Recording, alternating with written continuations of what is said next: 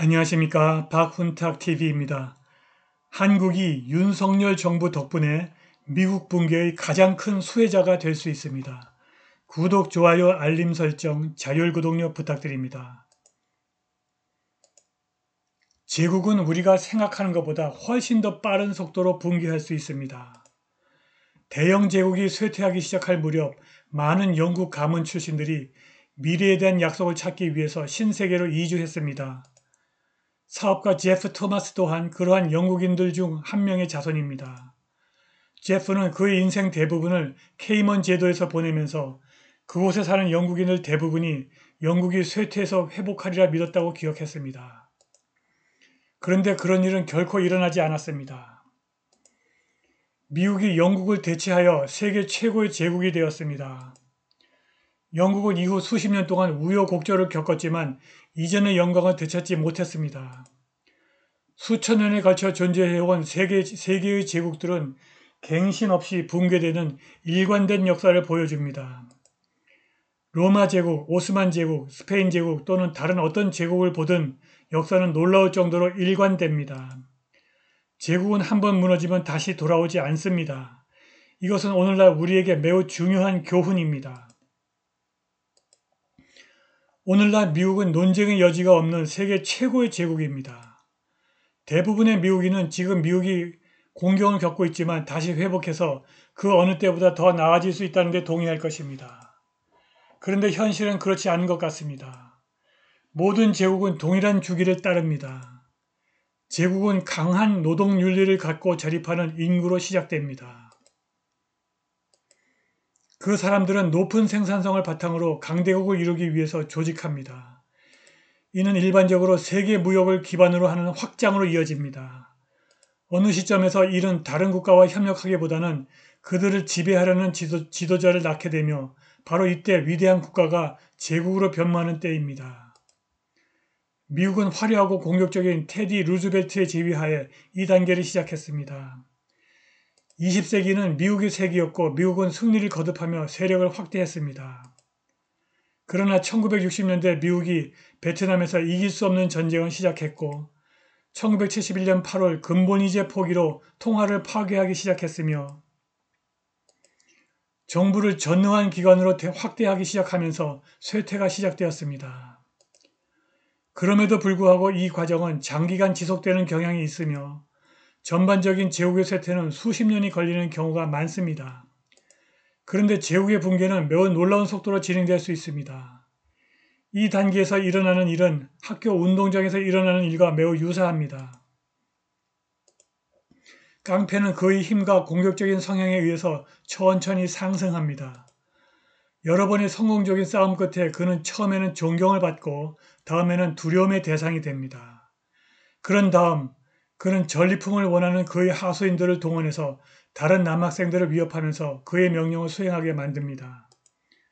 깡패는 미움을 받게 됩니다. 다른 아이들은 비밀리에 깡패의 패배를 꿈꿉니다. 그러던 어느 시점에 어느 정도 힘이 있고 필요한 결단력을 갖춘 어떤 소년이 충분히 견디고 괴롭힘을 당합니다. 그가 깡패와 싸워 이기면 이상한 일이 일어납니다. 패배한 깡패가 쓰러지면 학교 친구들이 그에 대해 느꼈던 모든 분노, 두려움, 증오가 쏟아져 나와 그의 패배에 큰 기쁨을 느낍니다. 간단히 말해서 바로 이것이 붕괴 단계의 제국에서 일어나는 일입니다. 두 차례의 세계대전과 같이 정말로 도움이 필요할 때 구조하러 오는 국가는 존경받습니다.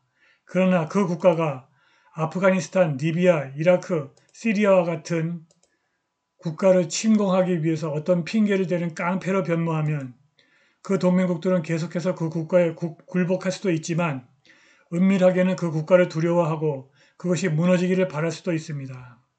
그런 다음 제국이 이란과 베네수엘라 같은 다른 국가를 괴롭힐 수 있는 곳을 찾기 시작하면 동맹국들은 다시 아무 말도 하지 않고 두려움에 떨게 됩니다.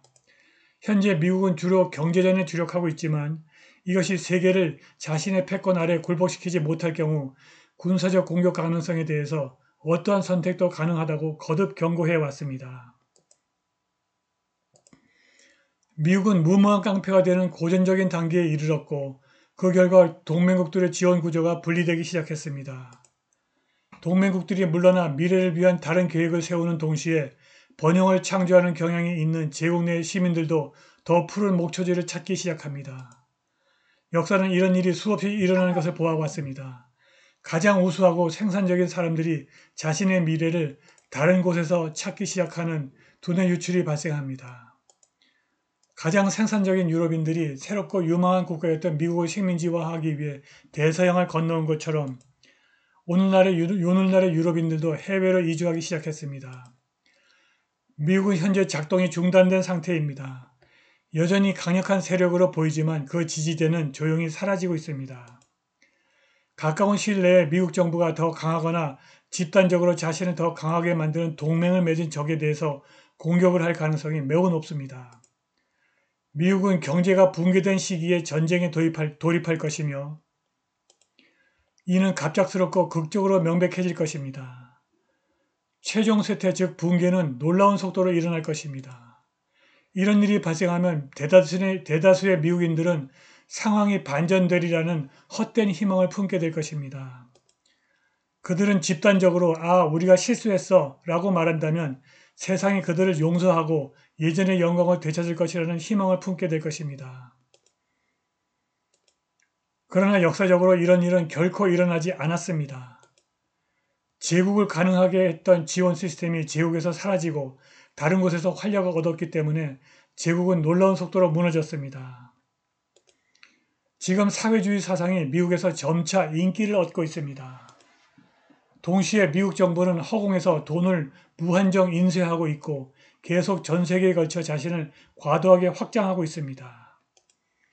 이 모든 것이 세계적인 수준의 재난으로 다가오고 있습니다. 불가피한 미국 제국의 상실을 애도하기보다는 이로 인해 이익을 얻을 가능성이 있는 세계의 다른 지역에 초점을 맞춰야 합니다.